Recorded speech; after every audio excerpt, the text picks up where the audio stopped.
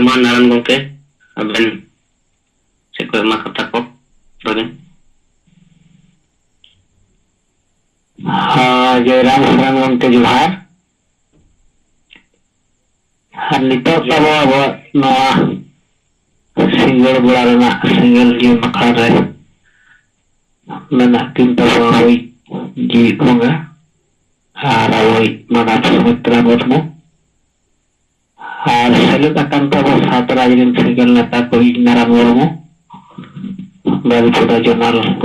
single सभापति सला ओडिशा प्रदेश single Pargana सेक्टम तब सनाम को सिंगल जोहार अब तेहन बेड़ा हसूर मांग मांग पे जहाँ खबर अब को बड़ा नियम किया जो बना साहित्य किना ऑपरेशन हुई ना हुई करते किना जहाँ व्यापार मरा बड़ा दाड़े कम गया किन नौकाना बड़ा नियम करते अड़ी बेस बुझे ना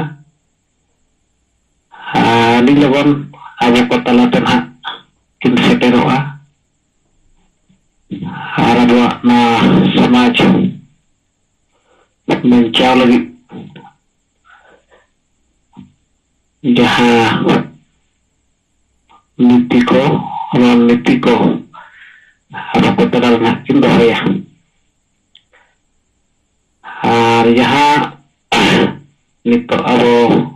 समाज रे अब एजेंडा स्थापित लगी यहाँ तब मझी बदल को आत्म बचाव जहाँ रणनीति तब अद नवाते नितो अड़ी जोर हले चमकायना आदिवासी नवा समाज तला रे अदो ना करे खन नितो अब बड़ा जमो कना जे आदिवासी सिंगल अभियान नवा पूरा बैरी तला रे नितो अब समाज बंचा लगी तिंगुर कना और नवा तेज अब जहाँ तब अब रणनीति नवा तक अब नवा जहाँ बैरी के मित्र को सामने कान अब नुकु पुटुर को गया पुटुर गया को चेदा तेहन दो अब ठेन संविधान मेना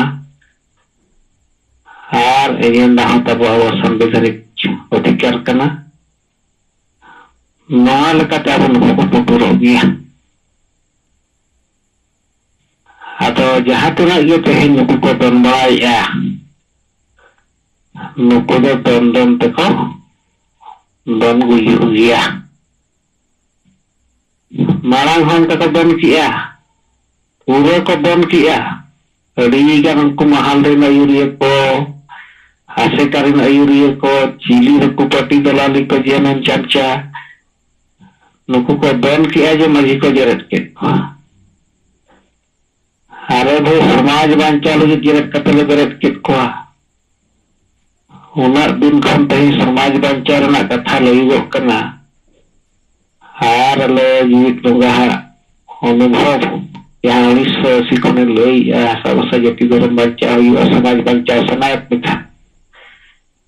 नवा कथा तो विषय दड़े कना जतो मजी तही नौता गिरले एमकात को जतो तो तही सना भरम सगर ले इदी क्या संताली राजभाषा सगर ले इदी क्या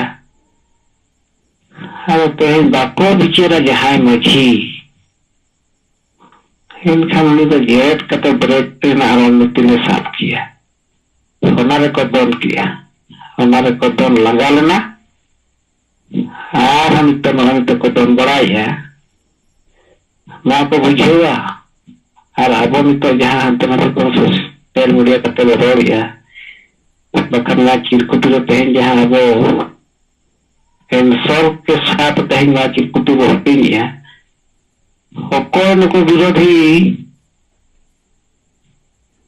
नुकु यूट्यूबर अरे ना उत्तर दो को लैया ये नया नया उत्तर को लैया नुकु तो उत्तर हला को बुझवा नुकु ये यूट्यूबर तो हना माने नुकु नुकु ये हर का माने गुलामी हर का को अरे चेत मिटा वो माने संगील अभियान रोड का बखान जहां मिटा ना बिचरे सामान के चेत मिटा सामान के बिचर कता यदि आम बाम बढ़ाया यूट्यूबर संगील अभियान से नाम ये इदी में इंटरव्यू दी में चे लगी मच्छी बगल कथा तू बच्चा कथा तेरा काम किया इतना ना चीज को तो हटे किया चेत चेत सवाल हमें रकाब या नकला एकला रहना नुकु संगील अभियान नेता थे नाम रकाब में होना कुली कौन कभी तो हमने यूट्यूबर कहाँ से मीडिया करना अगर नोआ बटन जहां चलू का वखन जहां को चलू का नुकु मीडिया से ये यूट्यूबर नुकु को शुरू को आतंक को फैलाया नुकु को दंगा हचोया नुकु यूट्यूबर के नुकु के तहन हिस्सा से को फैलाया नुकु के तहन आदिवासी समाज बखान अब कमी का नेता को समाज बांचा कमी का नेता को इज्जत को हत्या को यूट्यूबर में यूट्यूबर का नाम मीडिया का नाम आम तेंगे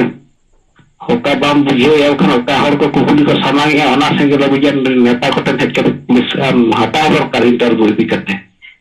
होना बांग करते कि आज ये दोनी है कोई को दोनी अगर नुकु यूट्यूबर हाँ वो तहिं बाबन हड़ा को नुकु काट घर राती हुआ अगर ठीक है माना तो अभी बेस उतल फुटल करना माने तो समाज बिचेर से ना समाज रे और बिचेर की है माने समाज बिचेर की है माने समाज रे अब जितकर तो सुनिश्चित गया नवा लगी तो अब कमजोरी राइडर करना अब नितो कमी लड़ाव के वो तहन करना लड़ाव का वो तहना हरी खूब दिन रे मिटंग नंकना मिटंग ये वातावरण हिजुआ उनका वातावरण सृष्टि लगी तो कम दिन तो बचुआ उनका वातावरण हेजलेन खान गे तूफान लेका है बड्डू लेका सेटर तलाब आदिवासी समाज कहीं बचाव के हुआ आदा नंकना अवस्था सेटर लगन हरी कम दिन रे आदिवासी समाज बिचेरा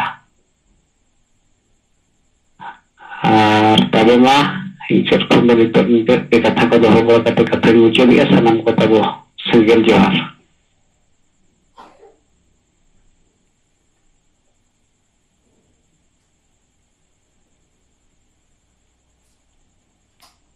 अडी सराव नरन मुगों के कथा को आजम किया अदो उनका गे मा आरहों आबोरेन गोंके को अबुआ कथा को बन दोय दिमा विचार को